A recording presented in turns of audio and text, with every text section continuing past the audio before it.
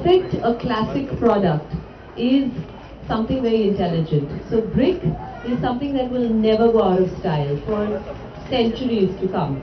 And we have over here changed colors, we have made different sizes of the brick. There's consistency to such a high extent where you will not have to worry about, like he rightfully said, plastering or any other extra cost added. This will all be beneficial to the person who is designing the place. I think that every home that I like to do is it has to be good, it has to be done from the heart.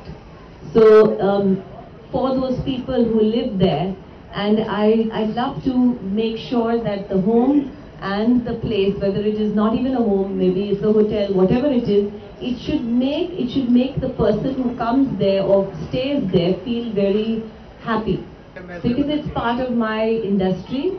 I'm a part of the architectural and the whole development. I do a lot of projects, so I think that this is perfect for me. And I always will only endorse a product that I believe in, So I think it's a good tie-up. ये actually German technology है और इसकी accuracy एकदम perfect है। जो हमारी इधर की नॉर्मल ब्रिक्स रहती है वो भट्टी की बनती है, हैंडमेड होती है, और ये जो हमारी रहेगी रोबोटिक कॉम्प्रेस ब्रिक होगी एक तरीके से, जो इंडिया में फर्स्ट टाइम होगी।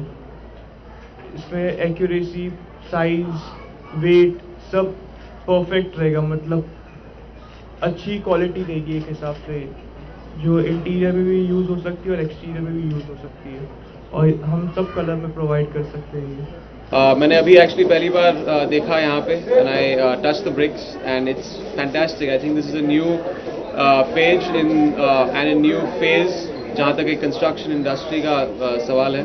इट एक्सट्रीमली रेजिस्टेंट, स्पेशली हमारे शहर में, हमारे देश में things need to be very resistant.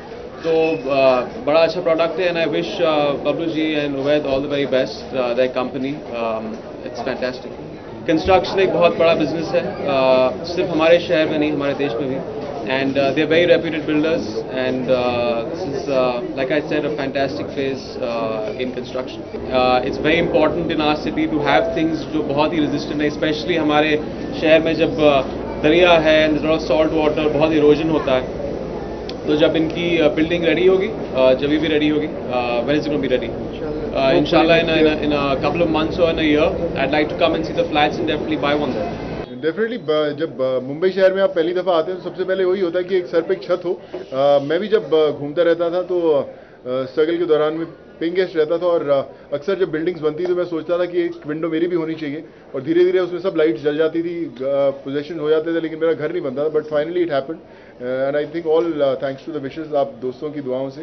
But अभी घर है बॉम्बे में, और शहर खुद का एक घर लगता है मुझे, और आई थिंक दुआएं हैं जो जिसने आज तक इतने साल मुझे शहर में सर्वाइव करने दिया। मैं बबलू भाई को काफ़ी समय से जानता हूं, और बहुत ही कमाल के इंसान है, मेरे दोस्त है, और उन्होंने काफ़ी चैरिटी के बहुत काम करते रहते हैं। पर उन्होंने मुझे इस वेंचर के बारे में बताया ज़रूर था कि एक उन्होंने फैक्ट्री है जिसमें ऐसी ब्रिक्स बना रहे हैं जो दिखने में बहुत अच्छी हैं, लाइट वेटेड हैं और फायर प्रूफ हैं। I was very curious to know about it. फिर मैंने देखा भी इसके बारे में, और मैंने अभी एवी भी देखा जो काफ़ी एक्साइटिंग था।